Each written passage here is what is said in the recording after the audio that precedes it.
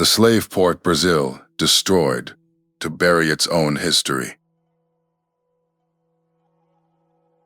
How does a country end up with the most African-descended squad at the 2026 World Cup, playing in a city built on a wharf nobody was supposed to find?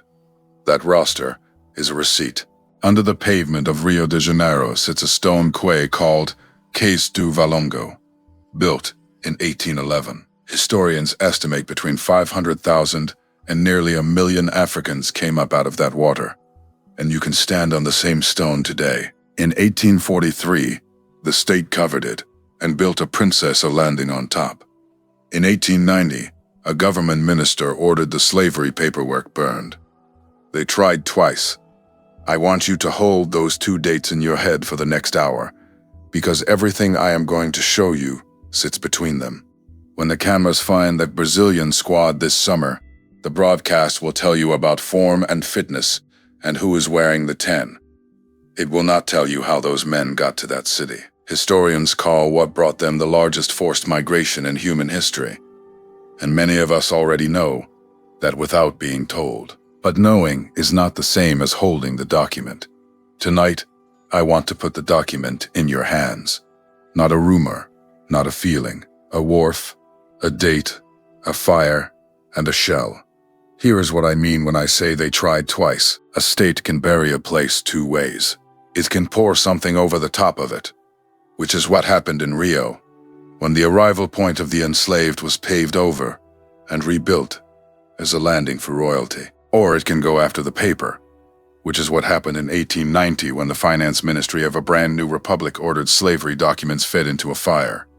Pavement is the first method. Fire is the second. And I want to be honest with you from the first minute of this video, because honesty is the only thing I have that is worth your time. One of those stories is simpler than people tell it, and I am going to tell you the complicated version anyway. I have been reading around this file for a long time, and the thing that keeps pulling me back is not the cruelty. We know about the cruelty. It is the paperwork. Somebody sat at a desk in a country that had just declared itself free of an old order and made a decision about documents. Somebody else, decades earlier, looked at a set of stone steps in a working port and decided the tasteful thing to do was to put a princess on top of them. Those are administrative choices, and administrative choices leave layers. Let me be crystal clear about who is in the dock here, because this matters, and I will not let it get blurry. My argument is with a state, a ministry, a port authority, and a set of decisions signed by men with offices and titles. It is not with the Brazilian people. It is not with any people. A nation is not a race, and a policy is not a bloodline. What I am putting on trial is a filing decision and a demolition order. And here is the part I have sat with the longest, the part that makes this worth an hour of your evening. Both attempts were made. Neither one worked. Stay with me, and I will show you exactly why. Start with the pavement, because the pavement came first. In 1843, the wharf at Valongo was covered over. Not damaged, not knocked down in a war, not swallowed by the sea. Covered. Rio de Janeiro took the stone quay where enslaved Africans had been coming ashore for a generation, and it built a new landing directly on top of it. That new landing got a new name. They called it the Cais da Imperatriz, the Empress's Wharf, and it was built for one specific arrival, Princess Teresa Cristina of the Two Sicilies, coming from Italy to marry the Emperor of Brazil. Sit in that for a second, because I do not think I can improve on it, and I am not going to try. A young woman steps off a ship in her new country. There are flowers. There is a decorated quay, dressed stone, an arch, the whole ceremony a monarchy can put together when it wants to be seen. She steps down onto a beautiful new landing built to receive her. And the beautiful new landing is built on top of the exact place where hundreds of thousands of Africans had stepped down onto the same continent in chains. A royal welcome, laid literally on the arrival place of the enslaved. I did not have to reach for that image. I did not have to decode anything, or find the hidden meaning in a manuscript variant, or hold 2 texts side by side and squint. The city did the metaphor itself, in stone, on purpose, and then held a party on it. When I first read that detail, I had to put the book down and walk around the room. Some evidence you analyze, some evidence just sit there and looks at you, and understand what covering a thing does, because this is not a small, municipal detail. The wharf did not stop existing in 1843. Stone does not evaporate because a mayor is embarrassed. Every block of it stayed exactly where the masons set it, under a new floor, in the dark, waiting. That is the strange mercy hidden inside the whole idea of paving something over. Burning takes a thing out of the world. Paving only takes it out of sight. When you cover something, you are not destroying it. You are storing it. A roof. Nobody in 1843 was thinking about it that way. And that is exactly why it matters. Now the fire, and this is where I need you paying close attention, because this is where most tellings of this story go wrong. Including, I will admit, the version I used to tell. Brazil abolished slavery in 1888. The Golden Law, signed by Princess Isabel, the daughter of that same Teresa Cristina, who came ashore on the covered wharf, last country in the Americas to do it. The following year the monarchy fell, and a republic took its place. And in 1890, the finance minister of that brand new republic, a man named Rui Barbosa, ordered slavery-related documents burned. That is real. I want to say that plainly before I complicate it. This is not a rumor passed around at a cookout. It is not a meme. It is not something somebody's cousin heard. A government minister of a modern nation signed an order to destroy records connected to the enslavement of human beings. And those records burned. Rui Barbosa is not a shadowy figure either. He is a founding father of the Brazilian Republic. There are statues of him. There is a foundation with his name on it. His face has been on the money. But here is where I have to slow down and be a different kind of man than this format usually rewards. Because there are two things about that fire that I will not hide from you. The first is that the reason for it is argued about by serious people. The second is that it did not work. Both of those things make the story harder to tell. Both of those things are true. And I have come to believe that the harder version is the one worth an hour of your life. Because it is the one that will still be standing when somebody comes at you looking for a fight. I am going to give you that whole argument in a few minutes. Hold it. So look at what we have. Two hands, moving in two different centuries working on the same problem. One hand pours pavement. In 1843 it takes a place that exists, that people walked on, that has a shape and an address, and it puts a floor over it and calls the floor something else. That is the first method. Physical, municipal. You do it with money and workers and a schedule, and when it is finished, the thing underneath is not destroyed. It is just underneath. The other hand lights a stove. In 1890 it takes the paper, the counts, the entries, the names, the numbers written in a clerk's hand, and it turns the paper into heat. That is the second method. Administrative, cleaner in a way. There is no rubble afterward. Nobody has to look at it. Erasure by demolition, then erasure by fire. Two mechanisms, one file, and every version of this story I ever heard as a younger man ended right there, in the smoke, with a shrug and a lesson about how we will never know. That ending is wrong. That ending is lazy, and worse, it hands the whole argument to the people who lit the match. Because here is the question nobody was asking me back then. And it is the question this entire video exists to answer. Think about how those two methods are actually opposites, even though the same instinct is driving both of them. The 1843 men wanted the place to look like something else. The 1890 men wanted the count to be unavailable. One is about the eye, the other is about the ledger. One is a city being vain, the other is a government being strategic, and in between them sits 1888. The year the thing itself finally ended. Which tells you something I keep chewing on. Nobody moves to tidy up a story while the story is still making them money. The pavement came while the trade was alive, and the trade was ugly. The fire came after it was dead, and the bill was about to arrive. Those are two different kinds of nervousness, 47 years apart, in the same port city. What did the ground do? Not the archive. The ground. The dirt and the stone under a working port in a growing city, holding whatever was dropped, buried, worn, or left behind by the people who came through it. Paper is what a state writes about you.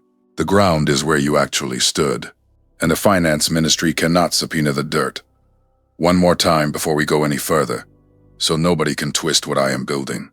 My argument is with a demolition order and a burn order.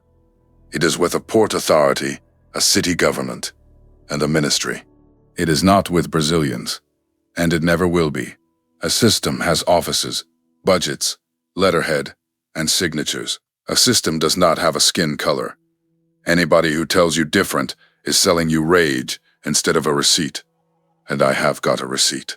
So let me take you back before the pavement, before the fire, and show you the thing itself. Cais do Valongo. Built in 1811 in the port zone of Rio de Janeiro, on the northern edge of the harbor away from the good part of town. Say the year with me, 1811. That is 4 years before Waterloo. That is 9 years before the Missouri Compromise. The United States is a young country arguing with itself, and down here, in a Portuguese colony that has just become the seat of the Portuguese court, the authorities decide that the arrival of enslaved Africans should happen somewhere specific, somewhere organized, somewhere out of the way of the nicer neighborhoods. That is what Valongo was. It was zoning. I want you to see it, so let me keep it simple, because the simple version is heavier than any decoration I could put on it. A stone quay. A slope of fitted stones running down into the water of the bay. Steps. A place where a small boat comes in from a bigger ship anchored out in the harbor, and people are put out of the boat, and they walk up the stones. That is the whole thing. No dungeon, out of a movie. No fortress with a famous name that gets on a postcard. Just a working stone ramp at the edge of a working harbor. The kind of ordinary structure a port builds 100 of. A doorway made of stone. That is all it was, and that is all it needed to be. I think that ordinariness is why it took so long for the world to reckon with it. And I have been sitting with that thought for a while now. We are trained to look for the dramatic version. We want the fortress. We want the door of no return with the tour guide and the plaque. Because a dramatic building lets you point at something and say, there, that is where the evil lived, in that stonework, in that room. But an empire does not do its heaviest work in dramatic buildings. It does it at a loading dock. It does it with a ramp, a clerk, a schedule, and a set of steps worn smooth by the traffic of people who did not choose to be trafficked. And the steps get worn. That is not poetry. That is masonry. Stone wears where feet land. Every stone step in the world tells you where people walked, how often, and in what direction, and it tells you that without a single word of testimony and without any clerk's permission. Understand that now, because it is going to matter enormously in about 20 minutes. And notice where they put it, away from the fine addresses. Down at the north end, near the warehouses, where the city kept the things it needed and did not want to look at over dinner. That decision is in the record, and it is not complicated to read. A capital wanted the labor and did not want the sight of how the labor arrived. So it drew a line on a map and said, over there. Every empire I have ever studied has an over there. Rome had one. London had one. And in Rio, over there had an address, and the address had steps. Picture the top of the ramp on an ordinary morning in the 1820s, the water slapping the stone. The smell of a harbor, which is the same smell in every harbor on earth. The sound of Portuguese being spoken by men with paperwork. And coming up out of the boats, people who had been on the ocean for weeks, whose legs did not work right yet, stepping onto a continent they had never heard named, in a language they did not speak. At the bottom of a hill, in a city that was already busy that day and did not stop. They came up those steps for 32 years. And then, in 1843, somebody built a floor over the top of it and threw a party for a princess. Now let me tell you what that stone ramp was, in the ranking of such places, because this is the part that stops people cold when they hear it for the first time. Historians describe Valongo as the principal arrival point for enslaved Africans in the Americas. Not one of several, the principal one. When you take the whole hemisphere, every port, every island, every colony, every flag, and you ask where the largest number of enslaved Africans first touched land in this half of the world, the answer is a stone ramp in Rio de Janeiro, the largest slave arrival site on Earth. And it is not in the United States. I need to let that sentence sit, because it rearranges the furniture in your head. Most of us grew up with a map in our minds, where this story is an American story with an American shape. Charleston, Savannah, New Orleans, the auction block, the plantation, the Mississippi. That map is real, and it is ours, and I am not taking a thing away from it. But it is a corner of the picture. The center of gravity of the whole crossing was always south of us, and it always has been, and most of what happened in Portuguese. Here is the frame that helped me finally see it. The trade into Brazil began in the 1500s. It began before there was a Jamestown, before there was a Plymouth, before there was a single English-speaking colonist anywhere on this side of the water, and it ran longer than anywhere else. Brazil was still receiving people when the United States had already fought a war about it, and Brazil did not abolish the institution until 1888. So you have got a country that started earliest, ran longest, and took the most. Rio was the front door of the biggest operation on the biggest ground. Which bring me to the number, and I am going to handle the number carefully, because how a man treat a number is how you find on out whether he respect you. Estimate range from roughly 500,000 to nearly 1 million people through this one graph. That is the range, 500,000 at the low end, approaching 1 million at the high end. For the 32 years Valongo was working, I have seen people quote the top of that range as a flat fact, and I understand why. 1 million is a rounder, heavier, more quotable word. I am not going to do it because I cannot prove it, and I am not going to hand anybody the pleasure of catching me out of a number when the honest range is already staggering. Say it plainly with me, it is an estimate. Honest history refuses to pretend otherwise. Anybody who gives you a precise figure to the person for what came through Valongo is either guessing with confidence or selling you something. What we have is a range built out of port records, ship manifests, and the accounts that survived. And the range is wide because the record is incomplete. That is what an estimate means. It is not a weakness in the argument. It is the argument. Because think about what that range actually is. That gap, the distance between 500,000 and 1 million, is 500,000 human beings wide. 500,000 people whose existence is somewhere inside a margin of error. That is not a rounding problem. That is not a footnote for the graduate students. The range itself is the wound. A record that cannot count its own dead. And I want you to hold on to that, because in a few minutes I am going to tell you about a fire, and somebody watching is going to want to blame the fire for the gap. I am going to tell you the truth about that too. But first, understand what stood at the top of those steps and who paid to build it. A wharf by itself is just stone. What makes it a machine is everything built around it. So walk up from the water with me and look at the neighborhood. The Valongo district was warehouses and market streets, laid out around the wharf the way a town lays itself out around a mill. There were buildings where people were held after they came off the boats. There were buildings where people were sold. There were streets where the business of the thing was conducted by men with ledgers and men with keys. And there were suppliers to those men, and suppliers to the suppliers. Rope, food, iron, paper, ink. An entire quarter of a capital city, organized around one commerce. I am going to state what those buildings were for, and then I am going to stop. Because this is a place where I could reach for your throat, and I am not going to do it. You do not need me to dramatize a holding house. You do not need my adjectives. The function of the buildings is enough, and the function of the buildings is this. People came off ships, were kept in rooms, were priced, and were sold. That is what the district did for a living. That was the local economy. Somebody's grandfather owned one of those buildings and thought of himself as a businessman. And here is what gets me about a district. as opposed to a dungeon. A dungeon is a place you can hate cleanly. A district is a place where people got up in the morning. There were children in the Valongo. There were bakeries. There were ordinary Tuesdays. The market street where a human being was sold at 10 in the morning had somebody sweeping it at 8.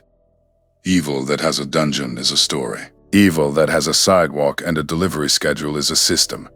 And the system is what I keep trying to get you to look at, because the system is the thing that keeps coming back, wearing new clothes. Now let me tell you about the people who came up those steps, because the district had a word for them, and I want to replace it. They arrived from West and West Central Africa, carrying language, faith, and family. That is not sentiment. That is history. They came from the Kingdom of Congo, from Angola, from the Bight of Benin, from societies with kings and courts and law and debt and marriage and priesthoods older than the country that was purchasing them. They spoke Kimbundu. They spoke Yoruba. They spoke Kikongo. They arrived knowing how to farm, how to forge iron, how to build, how to heal, how to drum, how to bury their dead properly, and how to pray. They arrived as people with a Tuesday of their own that had just been taken from them. A ledger recorded a price. It did not record a person. Think about what a clerk actually wrote at that wharf. A number, a rough age, a body condition, a price in reis, maybe a port of origin if the clerk was thorough and cared. And he usually was not, and usually did not. That is the whole entry. That is the document. And for 200 years, when scholars went looking for the human beings who came through here, that entry is what they found, because that entry is what the state bothered to make. The state was not writing a history. It was doing its accounts. So hear me on this, and I mean this for anybody watching whose family came out of that crossing anywhere in this hemisphere. Your ancestors were written into this story before any clerk wrote them down. The clerk did not create them by entering them. The clerk was late. He was writing about people who already had names, already had mothers, already had God, and already had a Tuesday. His paper is not the record of who they were. His paper is only the record of what a company thought it had bought, which raises a question I could not shake once it got into me. If the ledger only ever held the price, then what happened to everything else? Hold that question. First, I have to explain why anybody would cover the thing at all, because on its face it makes no sense. The wealth of the port zone was built on the wharf it later covered. Understand the sequence, because the sequence is the whole scandal.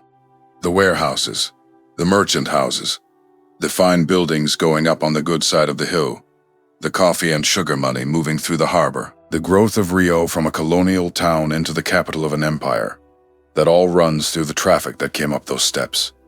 The wharf was not a stain on the city's success. The wharf was the reason for it. They did not cover a shameful corner of a respectable place. They covered the engine room. So why? Because by 1843 the arrangement had gotten awkward. Britain had turned against the trade and was leaning hard on Brazil to stop it, using its navy to do the leaning. The traffic was becoming an embarrassment in polite company, in treaties, in drawing rooms, in front of European in-laws. And a princess was coming from Italy. The city was about to be looked at by people whose good opinion it wanted. Embarrassment is a motive a state will act on, and acting on it leaves a layer. I want you to remember that sentence, because it is the closest thing to a law of physics in this whole file. Shame does not make a government confess.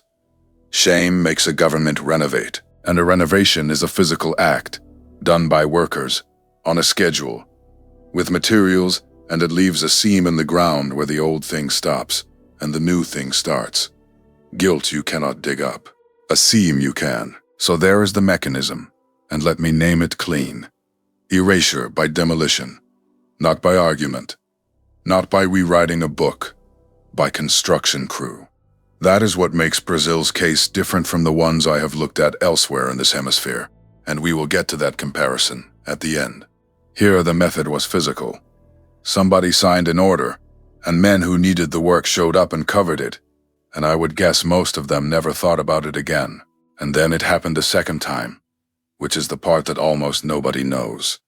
The wharf was buried again during early 20th century port modernization works.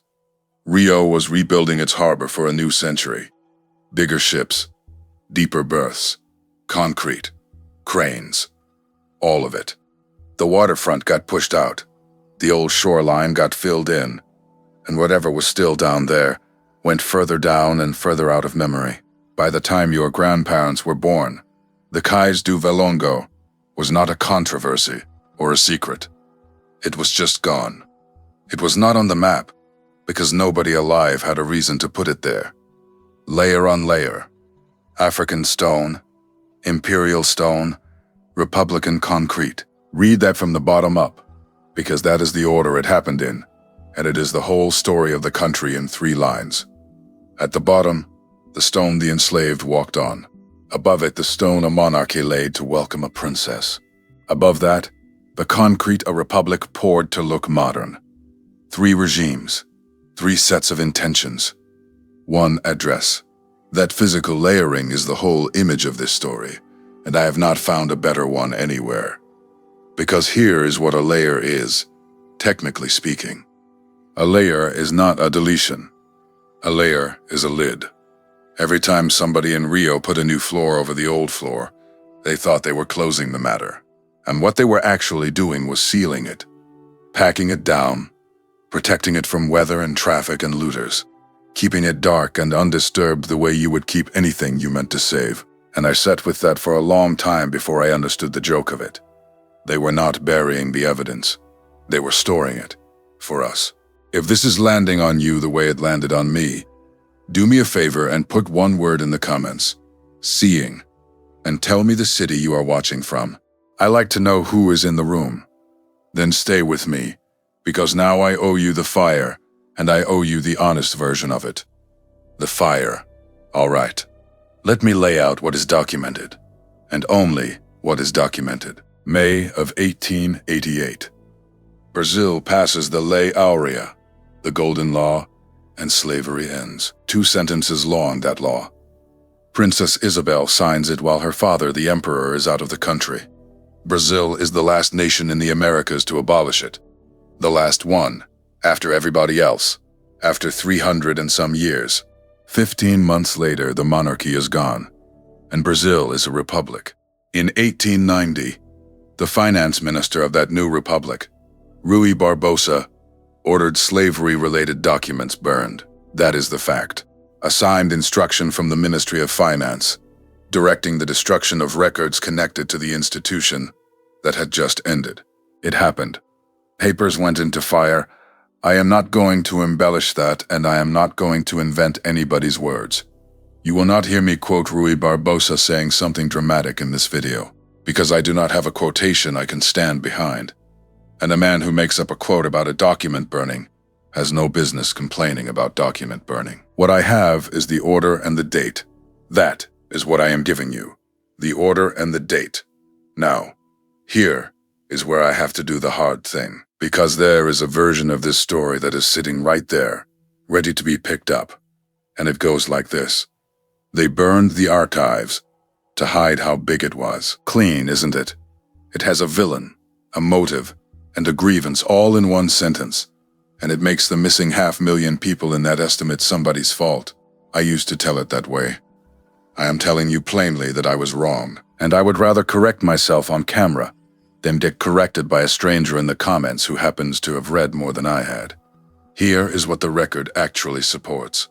The motive is debated by serious historians, and the most commonly cited purpose was to block former slaveholders from claiming compensation for lost property. Read that again in your mind, because it is a completely different story. Slavery ends in 1888 with no compensation paid to the enslavers. The enslavers are furious. In every other place this happened, Britain, the French colonies, the government cut checks to the owners for their so-called property, not to the people who had been held, to the men who held them. And in Brazil, after abolition, there was real pressure building for exactly that, a movement of former slaveholders preparing to walk into court, with their ledgers under their arms, and demand that the young republic pay them for the human beings they had lost. You cannot file that claim without your paperwork. The paperwork is the whole case. And think about the size of that bill for a second. Because the money here is not small money. We are talking about a country where the enslaved were counted in the millions, held by families who considered every one of them an asset on a balance sheet. If those claims had gone through, the young republic would have spent a fortune it did not have, paying the very men who had done the holding, and it would have paid them out of taxes collected from everybody, including the newly freed. That is the invoice we are talking about. That is what somebody was preparing to walk into a courthouse with. So, one substantial reading, and I want to be careful, because I am telling you what many historians hold, not what I can prove sitting here, is that Barbossa's order was aimed at those men. Burn the ledgers, and you burn the invoices they were going to bill the nation with. Under that reading, the fire is not a cover-up of the crime. It is a lock on the vault, so the criminals could not get paid for the crime. Do you see the difference? One of those is a state hiding its scale. The other is a state refusing to reimburse slaveholders. Those are not cousins. Those are opposites in almost every way that matters, and the same fire is standing in both stories. And I have to be straight with you about where I land. I do not know for certain which it was. Neither does anybody else, honestly. Historians debate the motive, and where they debate, I say so. There are scholars who argue the effect was destructive, regardless of the intention, and I think they have a point worth hearing. But I am not going to hand you certainty I do not have, and I am not going to let this channel become a place where the more satisfying story wins over the more accurate one, because the accuracy is the whole reason you are here. And because there is a second thing about that fire that changes everything, and it is bigger than the motive. The destruction was not total. I want that to be the flattest sentence in this entire video. No music under it. No build. The fire of 1890 did not erase the record of slavery in Brazil, and any man who tells you it did has not looked. A great deal of documentation survived in other archives. Here is where. Port records kept by customs and harbor authorities who were tracking cargo and tonnage and had their own filing to do, in their own buildings, answering to their own bosses, church and parish registers, and these are the heavy ones, because the Catholic Church baptized people. It recorded marriages. It recorded burials. Those books were in parishes and dioceses all over the country, in the hands of an institution older than the Brazilian state, and not remotely under the finance ministry's authority. And then, there are the British anti-slave trade records, which many researchers consider some of the most valuable material there is. The Royal Navy was intercepting ships and documenting what it found, and Britain had every political reason to keep meticulous accounts of a business it had decided to be against. Those files sat in London. A minister in Rio could not touch them. So think about what a finance ministry can actually reach. It can reach its own filing cabinets. That is the extent of its arm. It cannot reach a parish priest's ledger in Bahia. It cannot reach a customs house. It cannot reach the archive of a foreign navy. The order in 1890 covered what the ministry held. It did not cover the world. Do not claim the record was erased, because it was not. Say it correctly, and you are unassailable. An order was given to destroy a body of documents. Some documents were destroyed, and the history of Brazilian slavery is nonetheless one of the most heavily documented in the hemisphere. Researchers today work from millions of entries. There are databases. There are voyage-by-voyage reconstructions of the crossing built by teams of scholars over decades. The scale is known, approximately, honestly, with the estimates and error bars I told you about earlier, which is how real knowledge always looks. Now, let me tell you why I am glad it worked out this way, and why I would not trade the honest version for the easy one, even if you offered. Accuracy is the brand here.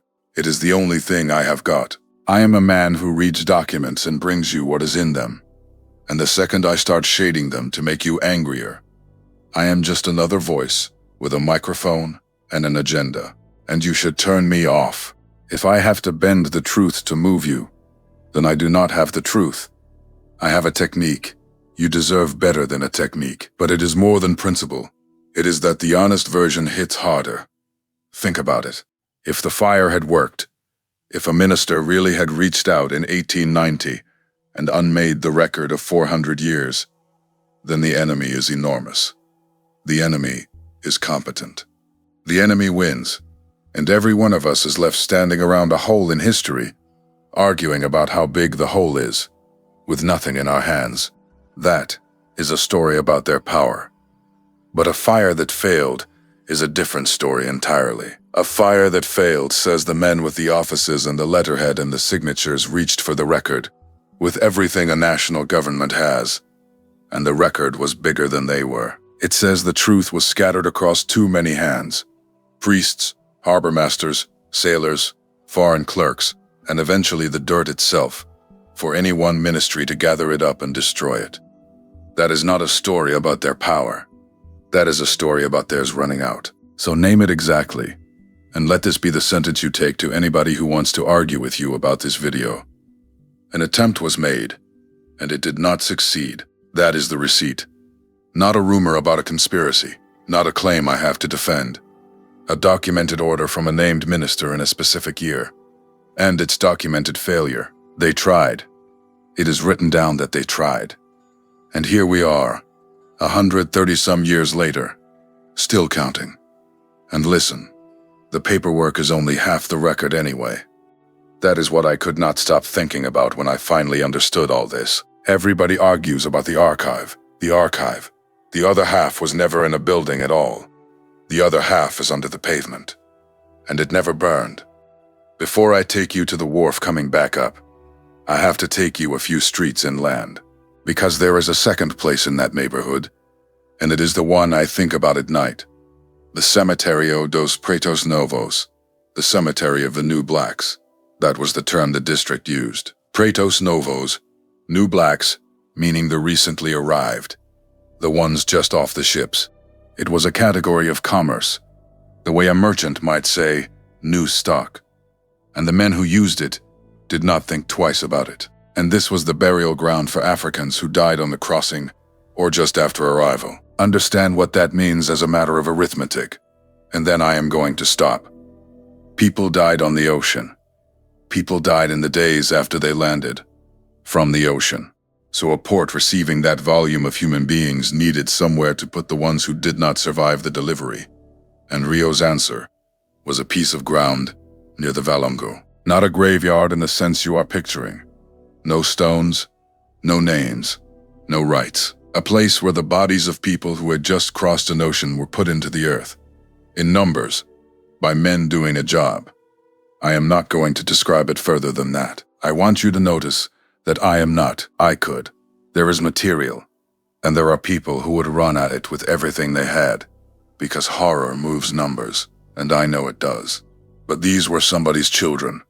They had names their mothers used, in languages nobody in that neighborhood spoke, and they had been alive on a Tuesday somewhere in Africa within the year.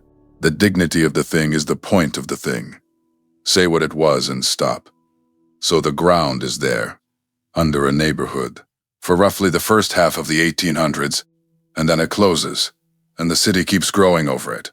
Houses go up. Families move in. Generations pass. Somebody's grandmother plants something in the yard, and the burial ground goes exactly where the wharf went. Not away, just under. Now here is how the world found out, and it is not what you would expect, and that is exactly why it matters. It was rediscovered in 1996, when a family renovating their home found human remains beneath the floor. 1996. Think about that year. That is not ancient history, and it is not the fog of the past. There are people watching this who were grown, working, raising children in 1996. It happened in the lifetime of most of us, and it did not happen because a government went looking, or because a university funded an expedition, or because some famous archaeologist got a hunch and a grant. It happened because a husband and wife wanted to fix up their house. The Guimarães family. They started work on their home in the Gamboa neighborhood. The kind of project every family does, the kind of thing you save up for. And they went into the floor, and what came up out of the ground was bone. Not one, not a curiosity, The remains of human beings in quantity under the house where they had been living. Pictures standing in your own home in the dust, with a shovel in your hand, understanding what you are looking at. That is the most human receipt in this whole file, and I want you to see why.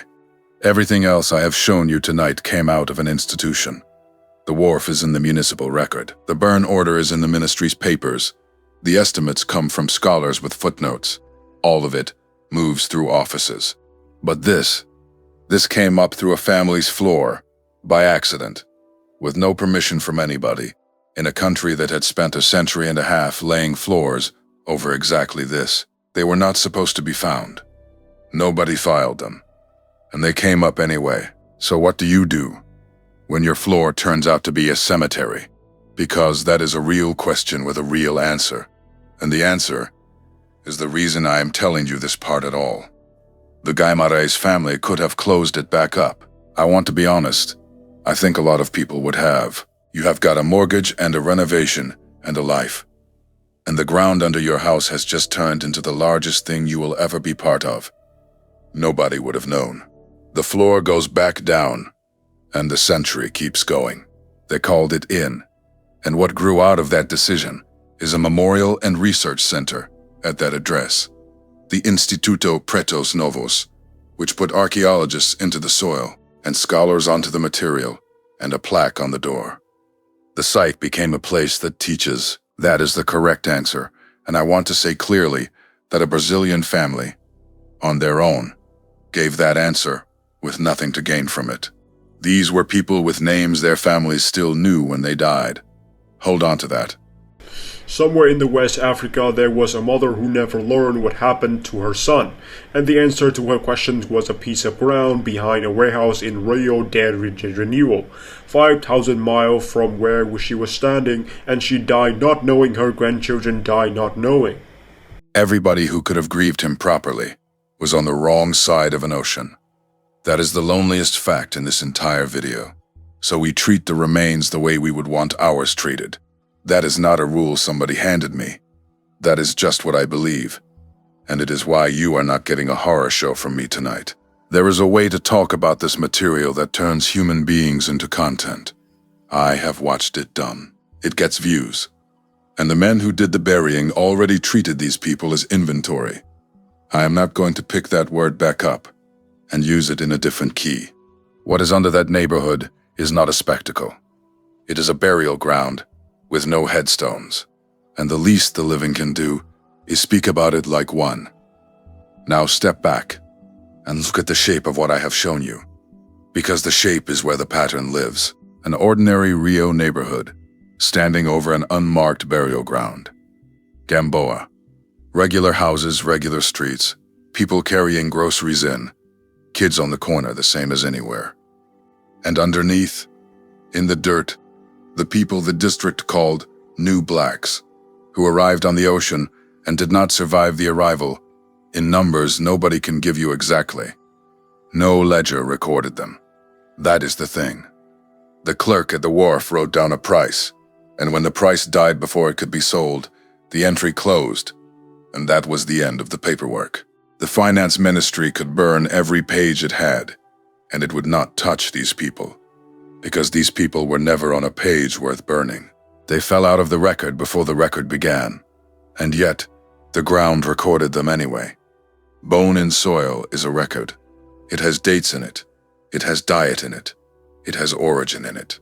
It has the crossing itself written into it, and no minister can sign an order against that. And once I understood that, the last piece finally dropped from me, because if the ground held them in the dirt, under the houses, without permission and without paperwork for 150 years, then what else was it holding? 15 years after that family lifted their floor, the city of Rio de Janeiro brought in the machines and started tearing up the pavement at the waterfront. And I do not think anybody involved had any idea what they were about to hand us. Here is the part I have been building toward all hour. Take a breath. This is the payoff. Rio won the Olympics, the 2016 Games, awarded to the city, and with them the thing every host city does, a giant public works program to make the waterfront presentable to the world. They called it Porto Maravilla, the marvelous port. Billions of reais.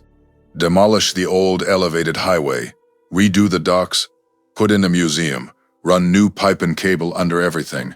Make the harbor beautiful for the cameras coming in. Do you see it? Do you see what is about to happen? The same machinery of a city, improving itself, running in reverse. That is what got me. In 1843, Rio dressed up its waterfront because important eyes were coming, and it paved over the wharf to do it. In the 20th century, Rio modernized its port for a new era and buried it deeper. And in 2011, Rio dressed up its waterfront again. Same instinct, same vanity, same desire to look good for visitors.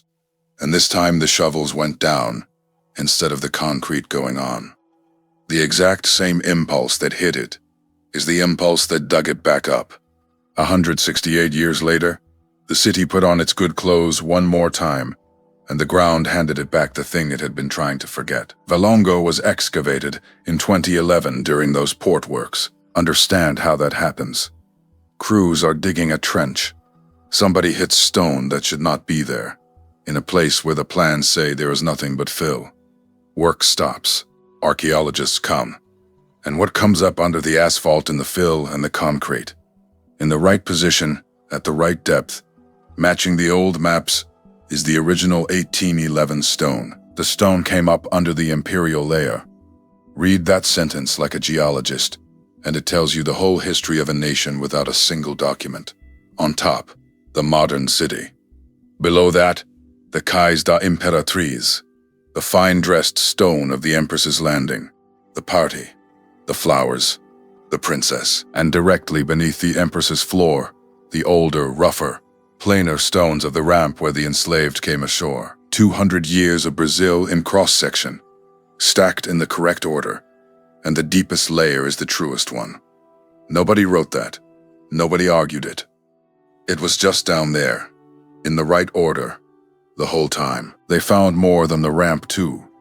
The stones of the quay, fragments of the structures around it, the physical shape of the arrival right where the record said it should be, confirmed by dirt.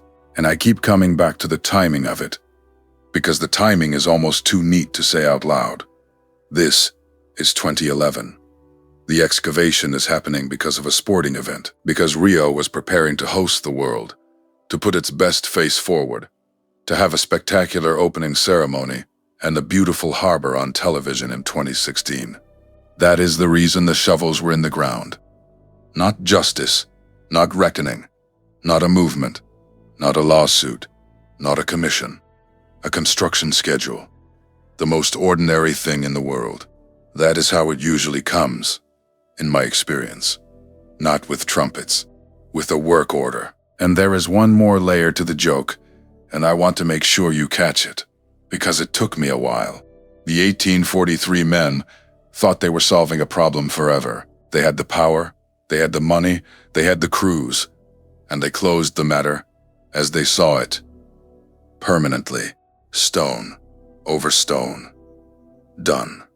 But a lid is only a lid for as long as nobody has a reason to lift it, and 2 centuries is a long time to bet that nobody will ever again want to redo the waterfront. Every generation of that city that poured something over the top was, without knowing it, just adding another year to the storage. They were not sealing a tomb. They were keeping a promise they did not know they had made. And I want to say something plain about that. For a century and a half, the existence of this place lived in documents that a man could argue with. You could quibble about a municipal record. You could say the number is exaggerated, the accounts are unreliable, the estimates are inflated. The whole thing is overstated by people with an agenda, and people did say all of that, for a long time. Then the ground opened, and there was the ramp. You cannot cross-examine a stone. You can stand on it today. That is not a figure of speech. It is an open archaeological site in the port zone of Rio de Janeiro, near the Gamboa neighborhood, on the ground where the Empress's wharf used to be, and it is called by its right name again on the signs, Cais do Valongo, Somebody's great-great-great-grandmother came up those steps, and you can walk down and put your hand on them. And then the archaeologists went deeper into the soil around it. That is where this stops being a story about a building and starts being a story about people. Archaeologists recovered cowrie shells, beads, amulets, and personal objects. I need you to hear the difference between that sentence and every other sentence in this video. Everything before this was about the operation, the wharf, the district, the ledgers, the ministry, the fire. This is the first evidence that is about the people. Start with the cowries, because the cowrie undid me. A cowrie is a small shell, glossy, about the size of the end of your thumb, from the Indian Ocean. In West Africa, cowries were money.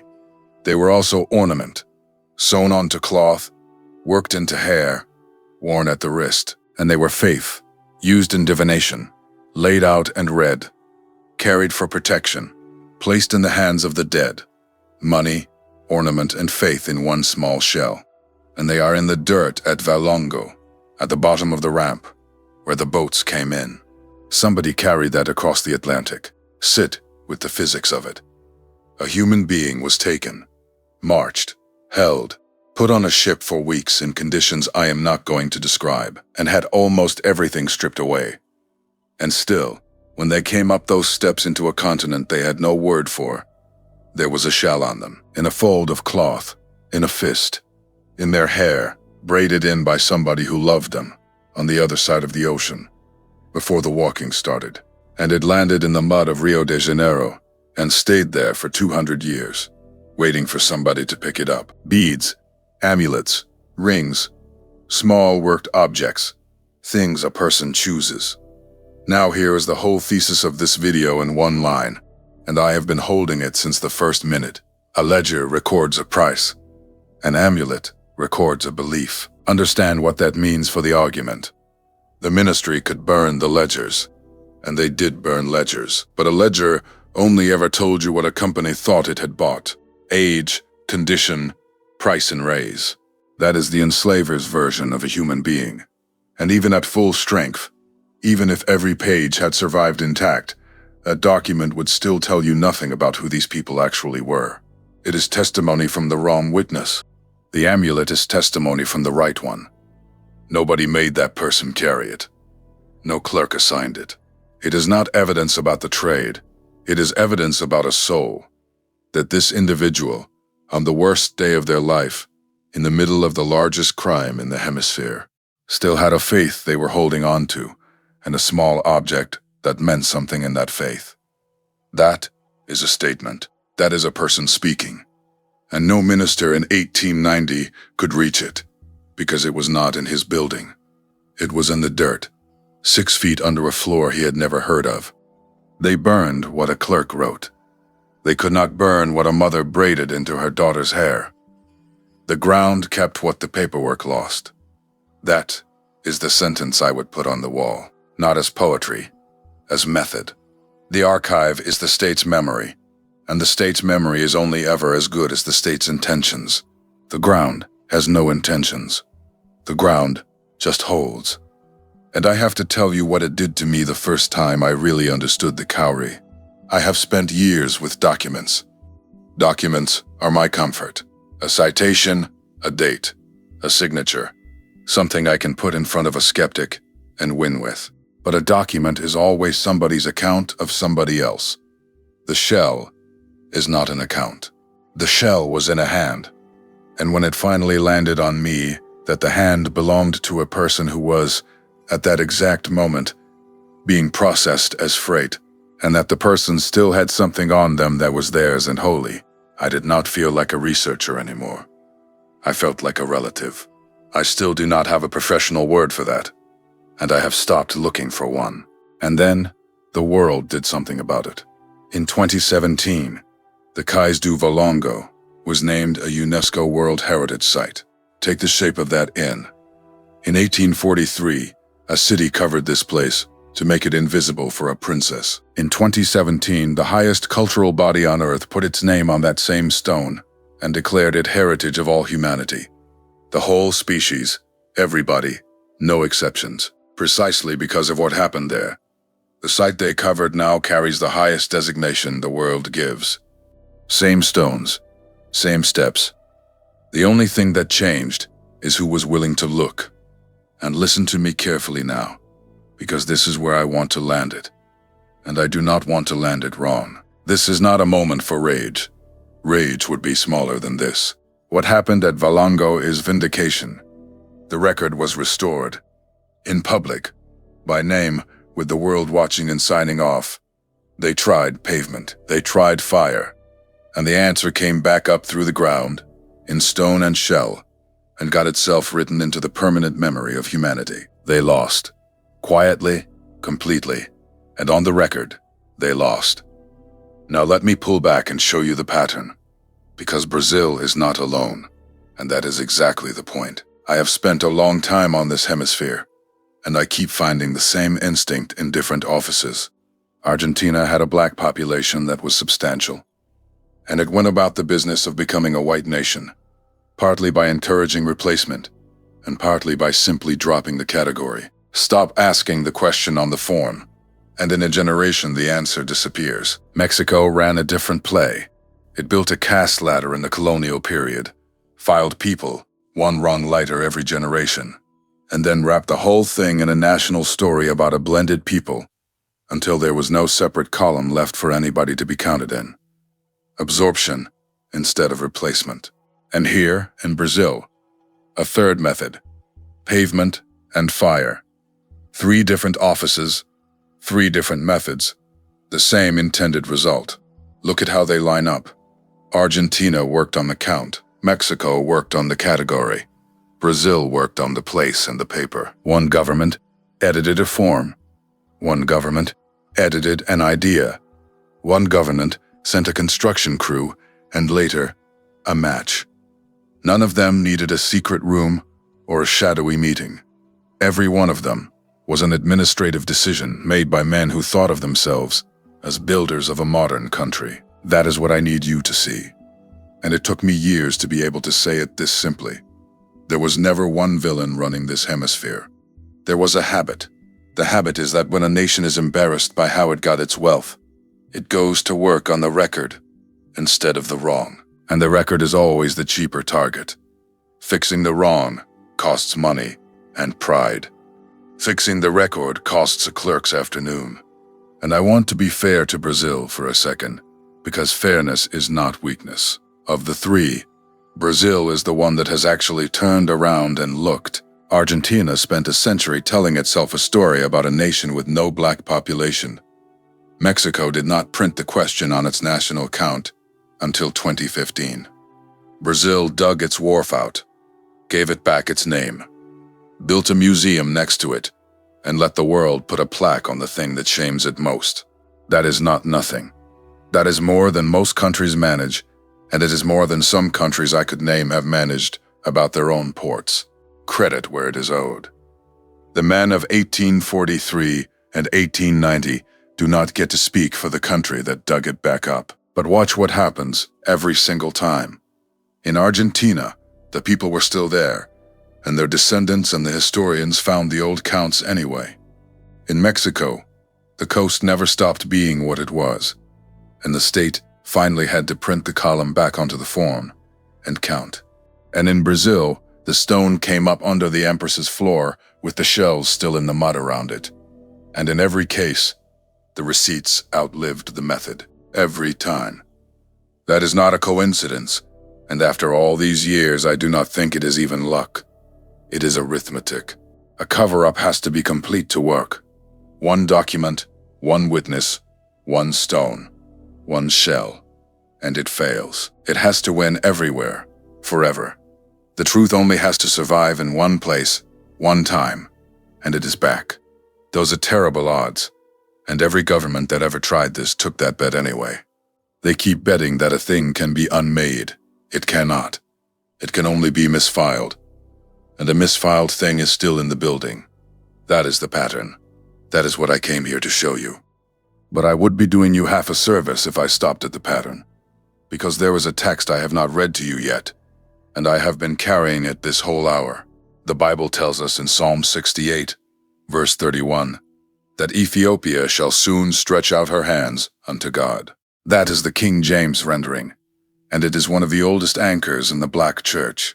In the Hebrew, the word behind Ethiopia is Cush, the land south of Egypt, African ground, named plainly in the text. Princes shall come out of Egypt. The verse says, and Ethiopia shall stretch out her hands unto God. It is a promise about Africa, and it is sitting in the middle of a psalm about a God who leads prisoners out. Now I want to be careful here, and I hope you will respect me more for it, not less. I am giving you one reading of that verse, a reading I have sat with for years, that I have prayed over, that many in the Black Church tradition have held for 200 years. I am not telling you it is the only reading. There are faithful scholars who read that psalm strictly in its ancient setting and never bring it across the water at all, and I have learned things from them. I hold this with an open hand, but I will tell you where I land. When I read a verse about scattered people stretching their hands back toward God, I cannot unsee the ocean in it. Because look at the mechanics of what we spent this hour on. Scattered by ships. That is the literal event. People carried off the continent named in that verse and put down on the far side of an ocean, in numbers many historians place in the millions across the whole crossing. And the men who did the carrying wrote it down as commerce, and then, when it was over, went looking for their paperwork with a match, still reaching back, still named. That is the part that gets me. The reaching did not stop when the ship left. The reaching went into the hold. The reaching came up those steps at the Valongo, in a fist closed around a shell, and when the person holding it did not survive the arrival, the reaching went into the ground with them and stayed there for 2 centuries until a family with a shovel found it. Black America, here where this lands. If you grew up in the Black Church, this story speaks straight to your ancestors. And I do not have to explain to you why a shell in the dirt makes your chest tight. You are the surviving copy of a document a ministry tried to burn, not the proof of a prophecy. I am not going to tell you that, and you should be suspicious of any man who does. But the surviving copy, the version they could not reach. Every family that made it, every name that got passed down, every song that came over and changed key and kept going, is a page they did not get. And let me say this as clearly as I know how, because it is the heart of everything, and I will not have it twisted. Every soul is his. No people is lesser for anything I have said tonight, and the Brazilian nation is not on trial in my house. There are Brazilians, black, white, and every shade that country holds, who fought for that wharf, who dug it out, who put the plaque on it, who taught it to their children. The Guimarães family lifted their own floor. This is not us against a people. This never was. It is all of us against a habit that every nation on earth has practiced, including mine. What I have shared today is one reading of these texts, one I have sat with, prayed over, and believe in deeply. The Christian tradition holds many interpretations, and I encourage you to study these passages with your own pastor and your own heart. So here is where I land. After an hour of documents, the stone came back in 2011. The world named it in 2017. The cemetery was found in 1996 by a family with a shovel, in a house they were only trying to fix up. And the shells were in the mud the whole time, right where the hands dropped them. 4 receipts that a demolition and a fire could not take. Count them with me one more time, because I want you to be able to carry this out of here. 1. A wharf built in 1811, paved over in 1843, and standing in the open air today under its right name. 2. An order signed in 1890 that reached what one ministry held and could not touch the parish books, the port records, or a foreign navy's files. 3. A burial ground nobody filed, that came up through a floor anyway. 4. A cowrie shell, carried across an ocean by somebody who had lost everything else, sitting in the dirt for 200 years. And the squad on your screen this summer is the 5th. That is what I want you to see when the camera finds those men in the tunnel. Not a story about suffering. A verdict.